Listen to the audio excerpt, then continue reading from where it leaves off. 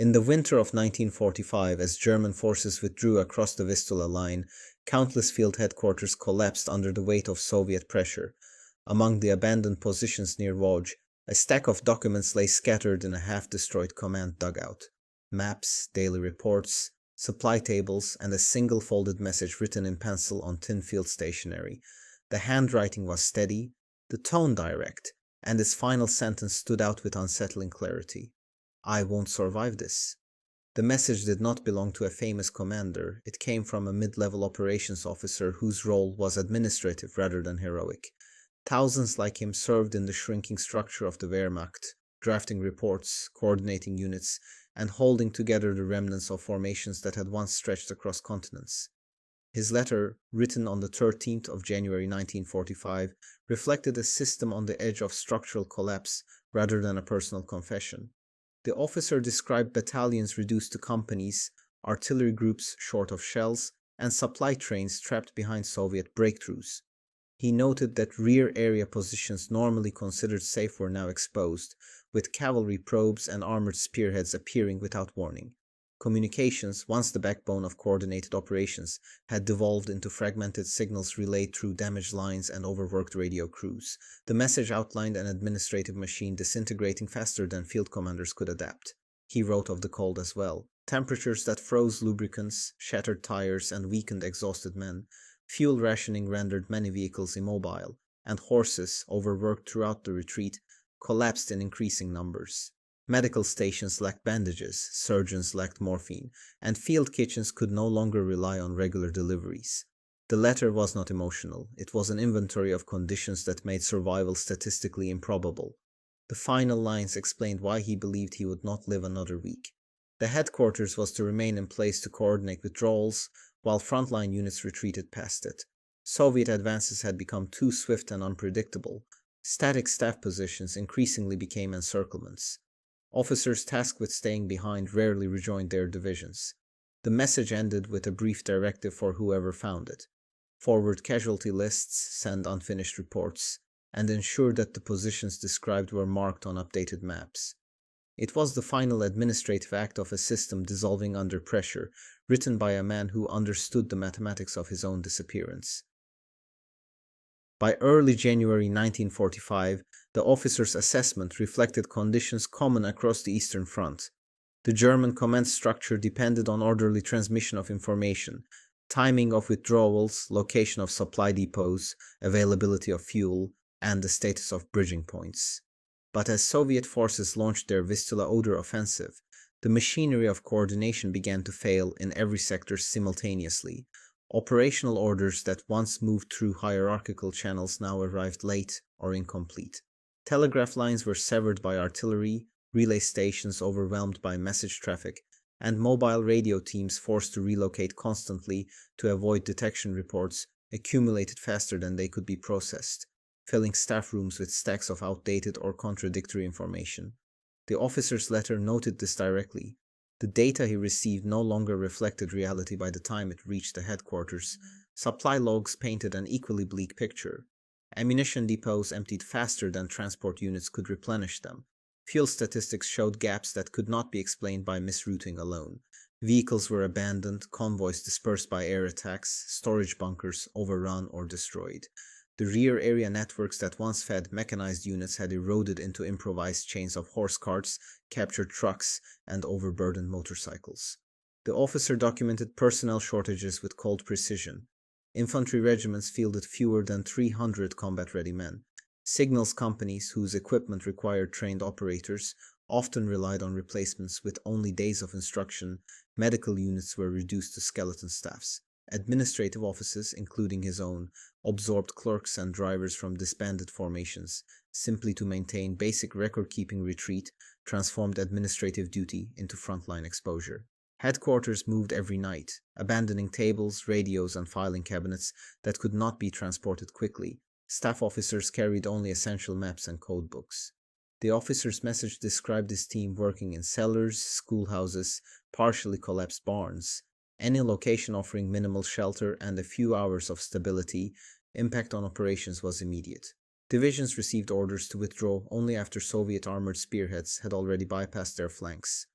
artillery groups fired without forward observers, because reconnaissance units no longer had fuel to reach the front. Logistics columns arrived at crossroads already held by enemy forces. The system, once built on timed coordination, functioned now on guesswork. The officer who wrote, "I won't survive this," was not predicting personal tragedy but recognizing a structural certainty. The headquarters he served had become a static point in a fluid battlefield, precisely the type of position the Red Army encircled and destroyed as a matter of doctrine. The officer's expectation of death reflected more than pessimism. It aligned with a documented pattern. By 1945, Soviet operational doctrine centered on deep penetrations followed by rapid exploitation, creating pockets faster than German command posts could relocate. Headquarters that lagged behind even a few hours often found themselves surrounded without warning. The officers' sector was typical. Reconnaissance reports from early January indicated Soviet tank brigades moving at speeds that exceeded German estimates by nearly 40%. These units bypassed strongpoints, driving into gaps between formations and targeting crossroads, bridges, and communication hubs, locations where command staffs operated. A headquarters could transform from a functioning node into an isolated island within minutes. His letter described the key indicators: loss of contact with adjacent divisions, artillery fire arriving from unexpected directions, and sudden shifts in refugee and supply traffic. Civilians fleeing westward clogged roads used by military convoys. Horse carts carrying wounded men intermingled with retreating infantry. Armored elements lacking fuel. Abandoned vehicles that blocked narrow village streets. The officer wrote that movement is no longer controllable, a sign that the front had ceased to function as a coherent line. German commanders attempted reorganized retreat schedules, but these plans relied on assumptions that no longer held. Units tasked with delaying actions were overrun, supply columns diverted by destroyed bridges, and available fuel insufficient for coordinated movement. Headquarters meant to remain operational for 48 hours, often survived only 6. The officer's situation worsened when radio intercepts revealed Soviet armor advancing behind his position. This indicated a penetration so deep that forces intended to protect headquarters were already cut off. In earlier years, German staffs might have expected a counterattack or relief attempt. By 1945, no reserve existed to stabilize the line. Furthermore, Soviet infantry units were now equipped with automatic weapons and provided with close artillery support, enabling them to dismantle small German strongpoints systematically. Once a headquarters was isolated, it faced rapid saturation by mortars and direct-fire guns rather than prolonged siege. Survival depended on immediate relocation, but fuel shortages and road congestion made movement nearly impossible. The officer noted that his staff had already burned documents, destroyed encryption equipment, and prepared demolition charges for remaining supplies, standard procedure for positions expected to fall. He listed which maps had been updated, which units were confirmed lost, and which withdrawal routes were still passable. His final calculations suggested that holding the post would delay Soviet forces for a few hours, buying minimal time for retreating elements but ensuring the staff's destruction. His assessment was precise. The headquarters existed in a zone where encirclement was not a possibility, but a scheduled event. It was a matter of hours, not chance. The officer's letter devoted considerable space to material shortages, and these details revealed why his headquarters was effectively doomed. By January 1945, the logistical framework of Army Group A no longer functioned as a system. Depots behind the Vistula had been overrun, railway junctions destroyed by air attacks, and fuel reserves nearly exhausted. The officer recorded that only a fraction of supply columns reached their intended destinations. Most diverted under pressure, scattered along secondary roads, or were cut apart by Soviet spearheads. Ammunition levels reflected catastrophic depletion. Infantry companies often received only enough rounds for a few hours of resistance. Anti-tank units reported empty racks after single engagements. Artillery commands, once capable of decisive fire, rationed shells so severely that guns functioned more as symbolic deterrents than as operational weapons. The officer noted that his sector's batteries had less than one full barrage available. Fuel shortages were even more decisive. Vehicles required for staff relocation, trucks, radio vans, and signal repair vehicles, sat immobilized. The headquarters possessed maps indicating fallback positions, but lacked the fuel to reach them. Horses, normally a reserve solution, were exhausted and starving. many collapsing after days of continuous movement in freezing temperatures. This immobility meant the staff could not retreat even if ordered. Food shortages undermined cohesion further. Ration deliveries became irregular. Some units received only tea and hard bread for several days. Field kitchens operated without meat, often without flour. The officer described soldiers boiling frozen beets and horse fodder into improvised stews. Hunger weakened marching capability, lowered morale, and slowed withdrawal. Critical delays in a situation where speed was essential for survival. Medical supplies were nearly absent. Morphine stocks were depleted, bandages scarce, antiseptics non-existent. Wounded men who reached the headquarters aid post often remained untreated except for basic stabilization. The officer wrote that evacuation routes were blocked and ambulance vehicles either lacked fuel or were destroyed. The accumulation of untreated wounded created additional strain on facilities already operating under bombardment. Communication infrastructure deteriorated by the hour. Telephone lines were cut repeatedly by advancing Soviet units or by shell fire. Radio units, limited by fuel and exposure, had to relocate constantly to avoid detection. The officer remarked that messages requiring 10 minutes to transmit sometimes waited 3 hours for a functioning channel. This communication lag rendered coordinated withdrawal virtually impossible. The letter's final logistical assessment concluded that the headquarters could neither defend itself adequately nor move. It had become a static island in a battlefield dominated by mobile enemy forces. The officer did not express despair, only the cold arithmetic of material collapse. The remaining resources sustained the staff long enough to file reports, not long enough to escape his statement, "I won't survive this," was not emotional resignation but a precise recognition that logistics, more than enemy fire, had already sealed his fate. The officer's letter described a phase familiar in collapsing armies. The transformation of a functioning headquarters into a terminal processing node. Staff duty no longer involved planning operations but documenting losses, transferring records, and preparing for destruction. The tasks he listed reflected a command structure that understood his fate, yet continued to operate according to procedure. The first priority was the consolidation of personnel data. Casualty lists, fragmentary and outdated, had to be rewritten so surviving units could be accounted for once the line stabilized, if stabilization ever occurred. The officer emphasized verifying unit strengths, even though many formations no longer existed as coherent entities. These lists, he wrote, must be sent back through any channels still open. Next came the destruction protocol. Encryption devices, codebooks, signal tables, and operational maps were burned or smashed. Typewriters were smashed with rifle butts. Filing cabinets were emptied, their contents sorted between relay, destroy, and leave. Staff officers who had never held weapons now participated in demolition work. The officer recorded the exact time each classified ledger was burned, maintaining administrative precision even as the structure around him crumbled. The headquarters also attempted to establish a coherent picture of the battlefield, though the data was fragmentary. Runners brought contradictory reports. Some units claimed they were still holding positions already marked as lost. Others reported Soviet tanks behind lines where no enemy had been expected for another 24 hours. The officer summarized these inconsistencies in calm, clipped sentences. He understood the broader pattern. His sector was dissolving into unconnected combat fragments. Throughout the chaos, the headquarters continued coordinating retreat routes. Officers marked roads on large-scale maps even though they knew many were blocked by fuel shortages, wrecked vehicles, or refugee columns. The officer's message noted that several fallback lines were theoretically valid but practically unreachable. He emphasized that time is no longer aligned with distance, a concise way of stating that movement was slower than enemy penetration. The final responsibility involved stabilizing morale.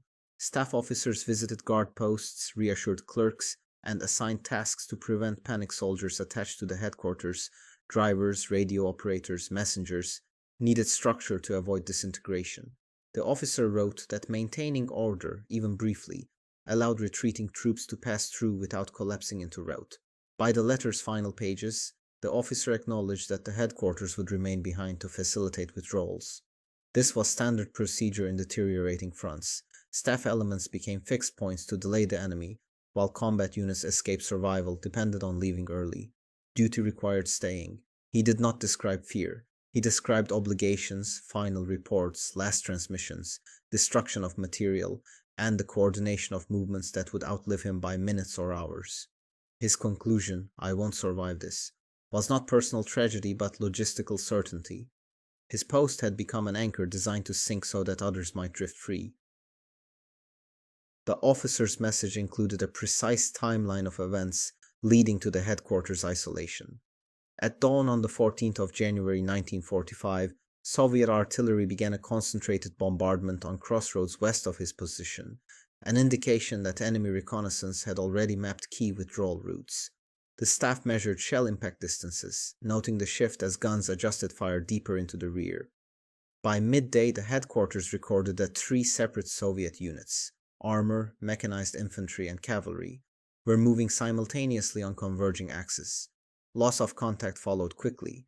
Telephone lines went dead one after another, each cut by shell fragments or advancing detachments. Radio operators attempted to restore communication, but faced interference from both Soviet jamming and atmospheric distortion. A final message sent shortly after noon reported that the nearest German regiment had withdrawn without signaling, leaving a 12-kilometer gap in the defensive screen. There was no reserve to fill it. The officer wrote that the headquarters was now geographically forward of the line without having moved. Refugee traffic confirmed the collapse. Peasants from nearby villages flooded the roads, mixing with stragglers and wounded soldiers. Wagons overturned in ditches, horses stumbled on icy ruts, and abandoned equipment littered the verges. The officer described this not as chaos, but as an indicator. Whenever refugees and retreating troops moved in the same direction at the same speed, it meant the military front had ceased to exist. Shortly afterward, forward security posts reported engine noise from the east, Soviet tanks bypassing the main resistance. German anti-tank crews attempted to redeploy, but their guns were stuck in frozen ground and lacked towing vehicles. A brief exchange of fire erupted, marked by the distinct crack of high-velocity rounds. Within minutes, the security perimeter fell silent. The headquarters attempted a limited evacuation.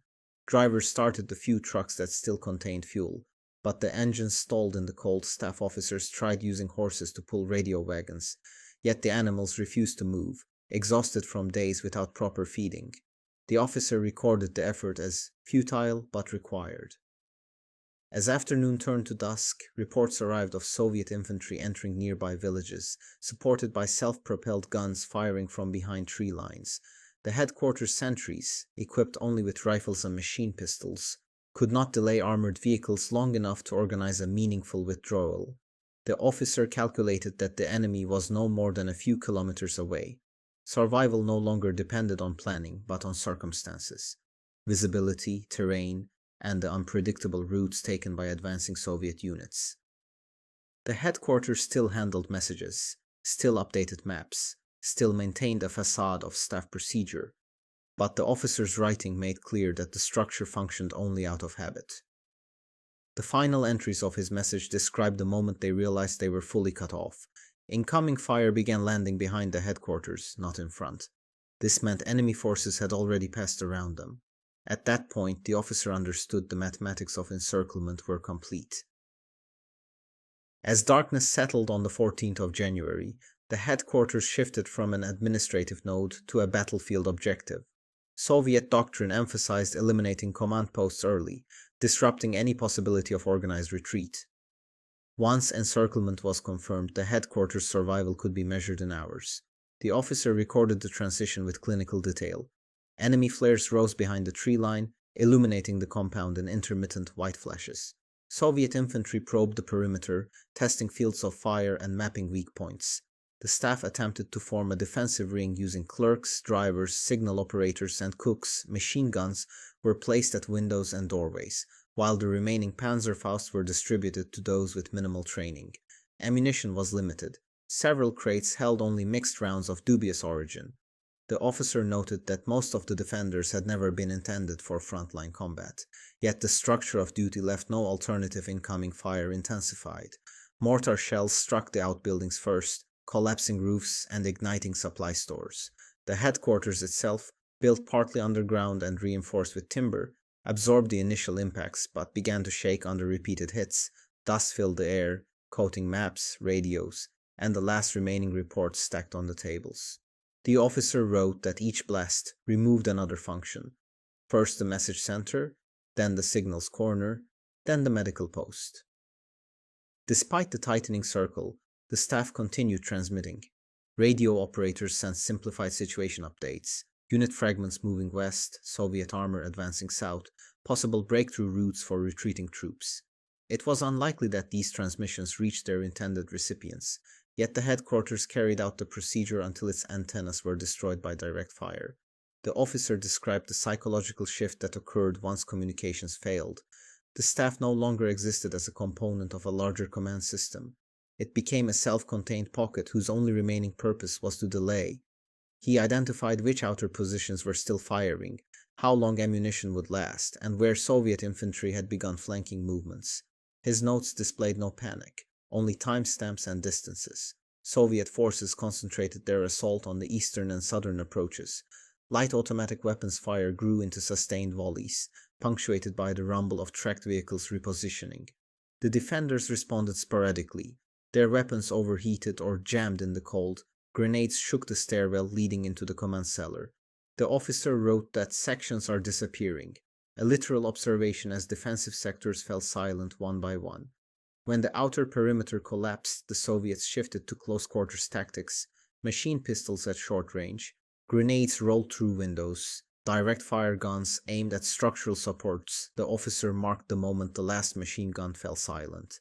He understood that the headquarters no longer delayed the enemy in any meaningful way. It was simply being dismantled. His final operational entry estimated that their resistance had bought other German units approximately 1 hour of movement. In military terms, this was negligible. In human terms, it was the last contribution of a staff that continued functioning until its own physical destruction. The last section of the officer's message shifted from operational reporting to a stark accounting of remaining conditions. He listed the surviving personnel, the ammunition left for each weapon, the number of wounded in the cellar, and the structural damage to the headquarters. Every detail pointed to the same conclusion. The position was in the final stage of elimination. He noted that fewer than 20 men were still capable of fighting. Several were clerks holding rifles for the first time in combat. Others were signal operators who had stayed at their posts until fire destroyed their equipment. The medical orderly had only strips of cloth and a small cache of sulfonamide tablets. Blood loss and exposure made most wounds fatal. The officer wrote that evacuation was impossible and that all remaining men will fall with the post. Ammunition tables were equally grim. One machine pistol had a single full magazine. 2 rifles had only a handful of rounds each. A lone Panzerfaust remained, but without a clear line of fire. The defenders rationed their shots, firing only to slow an immediate breach. The officer observed that Soviet assault groups were positioning charges against the outer walls to force an entry. Structural notes followed. The staircase was blocked by debris, the roof supports were compromised, and the ventilation shafts had been crushed by direct hits. Lanterns flickered in the cellar, illuminating dust clouds that made breathing difficult. The officer recorded that smoke entered through cracks in the ceiling, as outbuildings burned above them. Even without enemy action, collapse was imminent. Still, he evaluated the tactical situation. He believed Soviet forces were bypassing the headquarters in strength, while leaving a detachment to finish the reduction. This meant the main advance had already moved far beyond their location. He assessed that the headquarters, now irrelevant to the broader battlefield, served only as a point of resistance to be cleared for security. He also wrote one final logistical observation. The delay caused by their stand would not meaningfully alter the retreat of German forces. The hour gained earlier had already been consumed by the accelerating Soviet push. The officer's analysis revealed an unvarnished truth. Individual pockets no longer influenced the operational picture.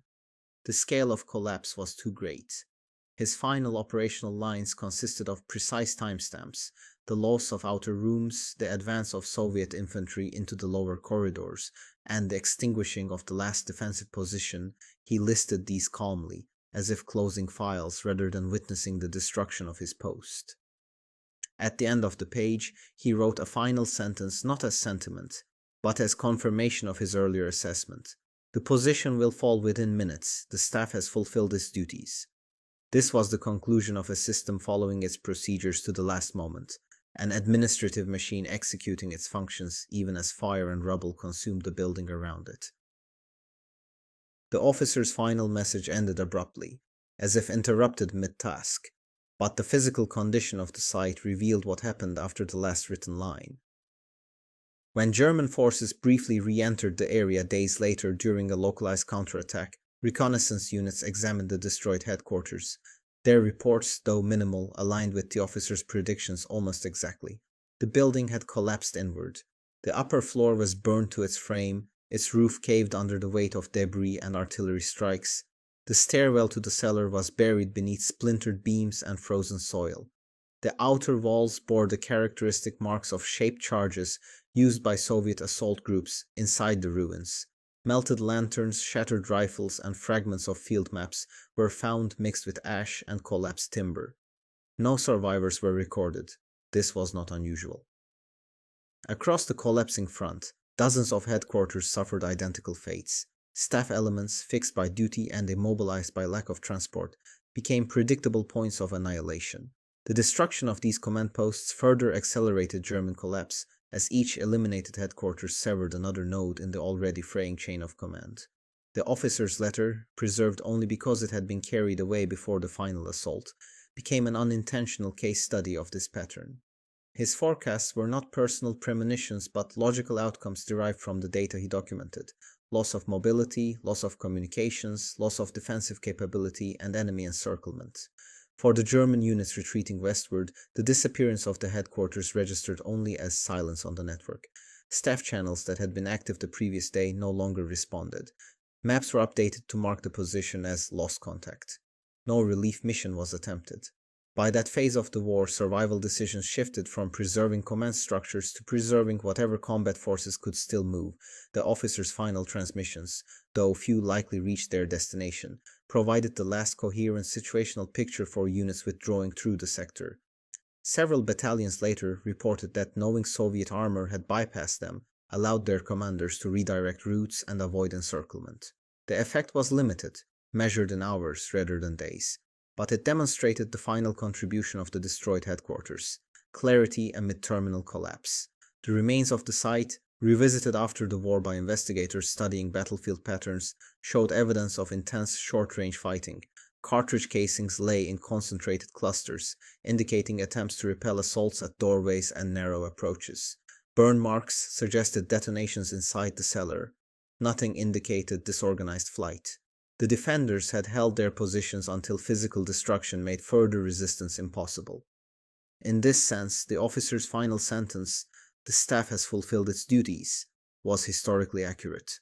The headquarters performed its functions until the last possible moment, delaying the enemy by minutes, not hours, yet maintaining operational procedures even as its physical environment dissolved around it. The silence that followed was not dramatic, it was administrative. A gap in the command matrix, a missing node in a dying system, another position erased by the speed of the Soviet advance. After the war, the officer's message resurfaced in the archives of a German division that had escaped the collapse of central Poland. A messenger had carried the document west shortly before the final assault, intending only to deliver casualty lists and operational notes. By chance, the letter remained attached to these files and entered post-war storage. Decades later, it provided historians with a rare primary insight into the death of a headquarters from the inside, not through dramatic last stands, but through the systematic failure of logistics, communication, and mobility. The value of the message lay in its perspective. It did not describe combat heroics or personal emotions. Instead, it captured the disintegration of an administrative system that had once coordinated one of the largest military forces in history. Through lists, timestamps, and concise assessments, the officer documented the transition from organized warfare to structural collapse. His writing allowed a reconstruction of how, in January 1945, a headquarters could transform within hours from a functioning node to a target marked for elimination. The letter also illustrated the deterministic nature of late-war German losses. No decision made in that cellar could have altered the outcome. Every factor, fuel shortages, fragmented units, Soviet operational speed, and overextended supply lines, combined to render the headquarters immobile and thus doomed. The officer understood that survival was no longer tied to skill or courage, but to conditions far beyond individual control. Post-war analyses confirmed his calculations. Soviet records noted a stationary command point at the coordinates matching his location, destroyed during the second phase of their advance. Their description was brief, acknowledging only a routine clearing operation. For the Red Army, the position was one of many obstacles swept aside.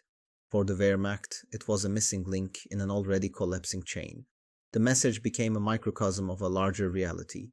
By 1945, German command structures failed, not primarily because of battlefield inferiority, but because the infrastructure supporting them had ceased to function. Staff posts that once directed divisions now existed only as isolated pockets awaiting destruction.